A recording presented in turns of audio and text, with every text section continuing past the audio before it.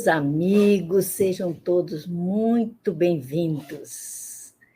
Estamos na nossa segunda temporada e após o episódio que nós tratamos no último encontro, a gente hoje vai tratar com vocês de algumas ilustrações que certamente vão poder ajudar muito a entender esses vários regimes de bens. Então, nós tratamos dos regimes de bens no casamento e vamos arrematar essa temporada falando da união estável.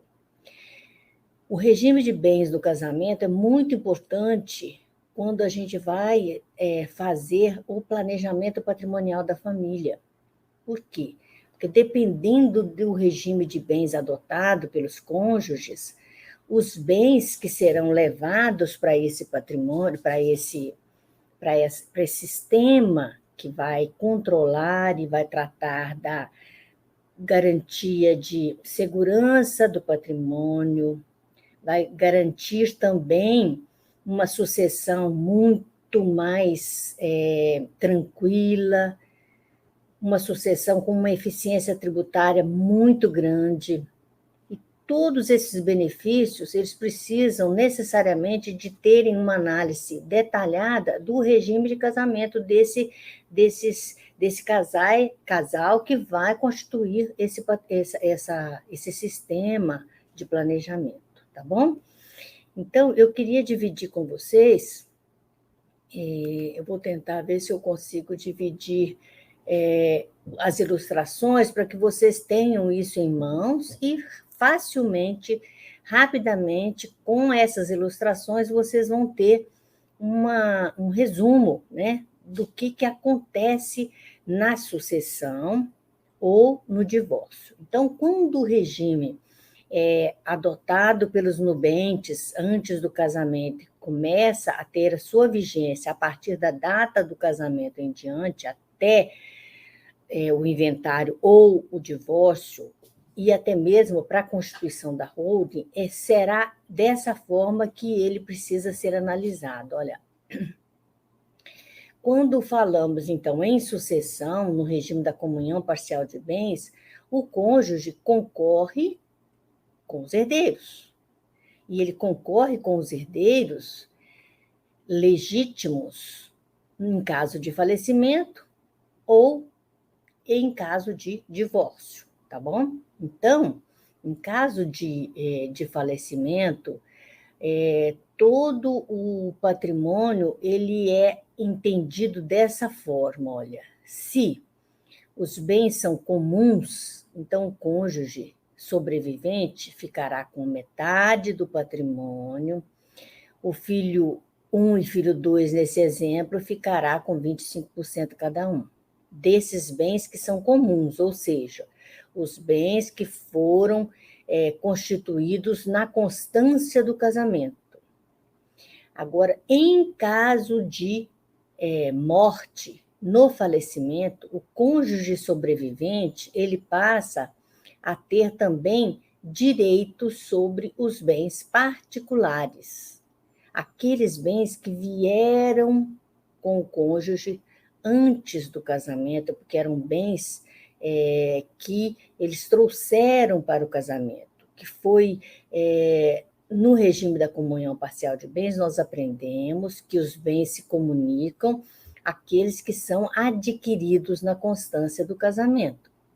Então, em caso de separação, esses bens adquiridos na constância do casamento são divididos metade para aquela pessoa que está saindo do casamento e metade para aquela pessoa que está ficando sem o parceiro, né? Rompeu-se em caso de divórcio, então cada qual fica com a sua metade. Mas na sucessão, os bens comuns, aqueles que foram adquiridos na constância do casamento, metade é para o cônjuge sobrevivente, metade para os herdeiros, no caso do nosso exemplo, são 2 herdeiros, cada qual ficou com 25%, e os bens que vieram para esse monte, em caso de inventário, no falecimento do cônjuge, todos esses bens que foram adquiridos antes do casamento, o cônjuge participa como herdeiro. Por isso,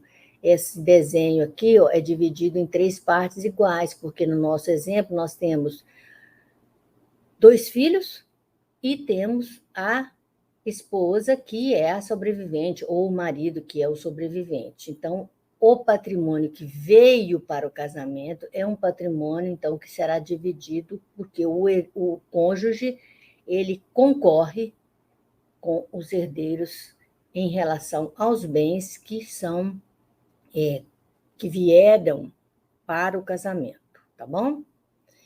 Passando adiante, no regime da comunhão universal de bens, aquele que sobreviveu, ele já é meeiro, então ele já fica com 50% do patrimônio, que é... Qual é esse patrimônio? É o patrimônio total, é aquele que veio para o casamento e aquele que foi constituído na constância do casamento. Então, como é um patrimônio que ele engloba todo o patrimônio dos cônjuges, aqueles que vieram antes e aqueles que foram construídos na constância do casamento, a herdeira, que é a sobrevivente, ou o herdeiro, que é o sobrevivente, vai ficar com metade desse patrimônio, e a outra metade vai ser distribuída para os filhos, vai ser transmitida para os filhos. Então, nesse tipo de regime de casamento, o bolo é um só. Soma-se tudo que veio antes do casamento com o que foi constituído na constância do casamento, tá bom? Por isso divide desse formato, porque alcança todo o patrimônio. Agora, quando a separação é total e houve o falecimento de um cônjuge, na separação total não é ainda pacífico o entendimento, mas tem tido bastante aceitação ou o entendimento de que o cônjuge que sobrevive, ele participa dessa herança concorrendo com os filhos. Então, o cônjuge sobrevivente vai ficar, nesse nosso exemplo, com 1/3 do patrimônio, desse patrimônio que era exclusivamente do cônjuge, porque é o cônjuge que optou pela separação total de bens, tá bom?